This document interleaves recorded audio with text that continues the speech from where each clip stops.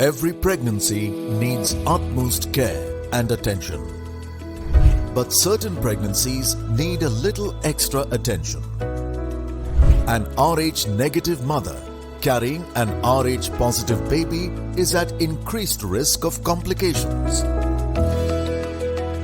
BSV is at the forefront to ensure safe delivery in every Rh negative pregnancy.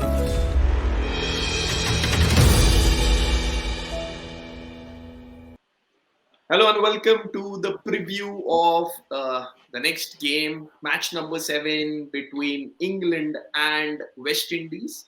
England are the defending champions, having started with that loss against Australia, while West Indies did trump host New Zealand in the first game of the tournament. We have Marina Iqbal and Julia Price with us. Let's come down directly to that preview head-to-head. There are 22 games that have been played, 15 won by England, 5 by West Indies, and 2 did not have a result. England start favourites, but the situation, if we've seen till now, has been that England have started with a loss, but West Indies with a win. Julia, what do you feel? Who's going to start at favourites? What's the situation for tomorrow? Well, I mean, the West Indies played a fantastic game the other night. They played it. They had good composure, I thought, through the entire game. They sort of shared around the runs a little bit. Quite a few people had starts. Obviously, Hayley Matthews going on and getting the big 100, as well as picking up a couple of wickets. I sort of think the West Indies have, up until now, they've been pretty quiet. They haven't quite hit their sort of strokes yet. They're ready to go, but I think they've just held it off nicely to be timing it perfectly to come into this World Cup and really surprise a few teams. Really surprise a few teams. A lot of you have picked West Indies as their dark horses. Marina, do you feel they already beaten New Zealand? If they beat England, they have a solid chance of making that top 4? Oh, yes, definitely. I mean, with West Indies, it's not over till the last ball. You can expect anything, and that was actually reflected in the last game as well. So they've got those players who, again, are the match winners, and they can turn the game around at any time. And we have seen that there have been a really good contest between West Indies and England always. And so they'll have to take up the challenge, and that's even so with the English side as well. But with West Indies, if they can manage to bring their 2 or 3 players on the day in the game, they can take it away. So, yeah, I'm counting on them. Okay, so my biggest problem with West Indies has always been that they generally rely on those top 3 in their batting.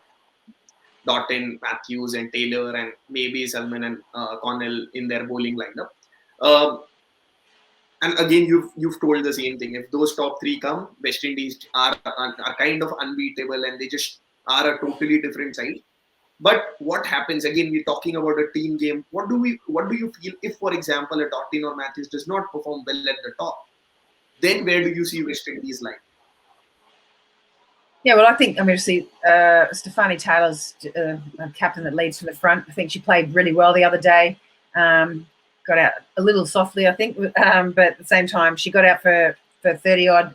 Nation also had a good start on 30-odd runs as well for her.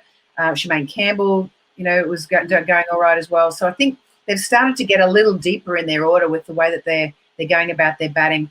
Obviously, they moved Matthews up into the top order because of an injury, so that she would normally bat in that sort of middle order. But I think they sort of had a few other people step up since then and gain a bit of confidence. And I think they're starting to perform now as more of a unit. They've always been criticised in the past for sort of playing more as individuals, and I think they're starting to, under the sort of coaching of Courtney Walsh, really starting to understand how they can get some good partnerships going, which were fantastic. Obviously, Hayley Matthews really underpinned that the other day, but all her partnerships with those 3 players that I've just mentioned were fantastic, and I think it's important that and Doughton didn't score any runs, and she can be so destructive as well. So if she gets runs on top of the others getting runs as well, they're set for a big score, particularly at University Oval being a little smaller in some areas. That's what we can talk about West Indies in the preview. Let's move on to that England side. A very solid performance against Australia, but could not finish on that win. Natalie Sewell even mentioned after the game in the post-match press conference that They thought they can win it even with the last over, 14 runs needed. They could have won that, but just that one catch of Chinasan, which just happened, and they didn't. So, what is going to be the morale in that England side, and how are they going to come and face a side which is already won a game against the host? Marina, you first. Well, I think yes, England would be obviously a bit concerned not finishing the game against Australia. But the best thing about them is that when one game is dusted, they come and focus on the other game, and that has been their strength. They come with a fresh mind, with fresh perspective, and against West Indies, I mean, they will certainly have done their homework, and they know that they slightly have an edge over them because West Indies at times can be very predictable and play one-dimensional cricket. But on the other hand, if you look at England, they are very well balanced, they're stable, they can understand and adjust pretty quickly according to the conditions and the opposition as well. We've seen that they can play very unconventional cricket. Few shots we've seen from their batters as well. So it's not that they would be really worried about that loss. They would like to win this game more convincingly, and they have an extra push to win this one. And probably they are more sorted out and balanced and calm minded if you look and compare against West Indies. That's definitely the case. They are more of a team that does this. I like a few words. I like the word unconventional. I'll agree to that. I like the word extra push. I'll agree to that. But I'm a little concerned with that word all round because Julie, I'll just come to you here. That top order, that opening slot for England is really a problem now. Beaumont really plays well every game. Knight nearly opens for them every match because your other opener has been a problem. Your Knight comes in whatever third or fourth over and she literally opening every time. Do you feel it's now time that England do that big necessary change, either get Wyatt or Lamb or Jones at the top of the order and do that necessary change, or do you want to still see Winfield Hill get a few more games at the top of the order? No, I think it is time to change. They did a little mini change at the end of the ODI series in Australia where Emma Lamb came in for Lauren Winfield Hill and she got cleaned up second ball by Elise Perry and probably showed she's probably not quite at the level at the moment. Yes, it was her first game and she was probably nervous, but just played far too in front of herself and just a technique I didn't think would hold up at this international level. Difficult to judge someone from 2 balls? No. I think that's the point. I think she's clearly got talent, but I just think she's not right at the international level right at the moment. Against a team like Australia, she might get an opportunity against a perceived lesser team, maybe. But again, that's up to the coach, Lisa Kiteley, to have a look at. But personally, I feel what they could do, because at the moment they've only got 5 bowlers, and I know that Heather Knight's really comfortable with the 5 bowlers that they're using, and she's like that backup if they need another one. But I think it'd be really good for them if they take out Winfield Hill and then shift around either Wyatt or Jones, then it actually opens it up for someone else to, whether it's a Freya Davies or whether it's a Charlie Dean. I think both of them are really good options, again, depending on what they feel the wicket provides for whether it's a pace bowler or whether it's going to be that spinner.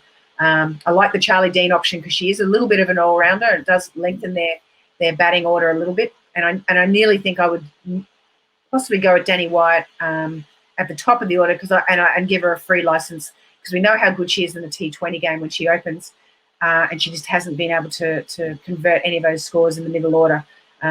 So I'm more confident that Amy Jones will come in at around a 5 and be able to get a good 30 or 40 as opposed to Danny Wyatt, who could throw the bat early, get them off to a great start, and that's what England need, is to give that breathing space a little bit for Nat Sever and Heather Knight. Julia Price really wants to see Wyatt at the top of the order perform the role that Healy does for them, for Australia, getting a Charlie Dean or a Freya Davies. Both were in her breakout stars for the tournament. She really wants them to get games there.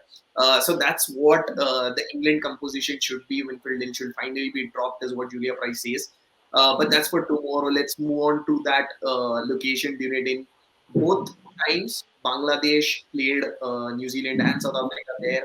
The scores have been low. Is it just because it was Bangladesh, or do you feel that the wicket in Dunedin does not suit, and we are again going to have a low scoring game tomorrow? First to you, Marina.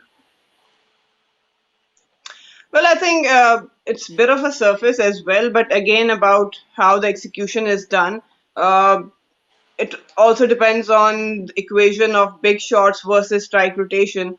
I mean, the bigger teams actually do rotate strike and then they tend to put away the bad balls as well. So it also has a lot to do with the mindset of the batters. And again, I think the surface has been not up to the mark, probably a bit on a slower side. But yes, I think again with West Indies and England playing, you can expect score to go a bit higher. Score to go a bit higher. Julia, that's the same that you feel? Yeah, I definitely agree with that. I think early on it's got something in it, sort of for the first 10 or so overs for the pace bowlers.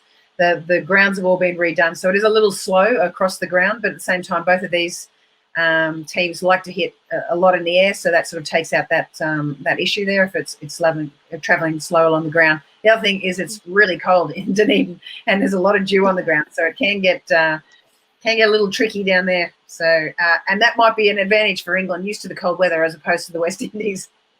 They're used to the cold weather. It's a morning game tomorrow in Dunedin. England versus West Indies.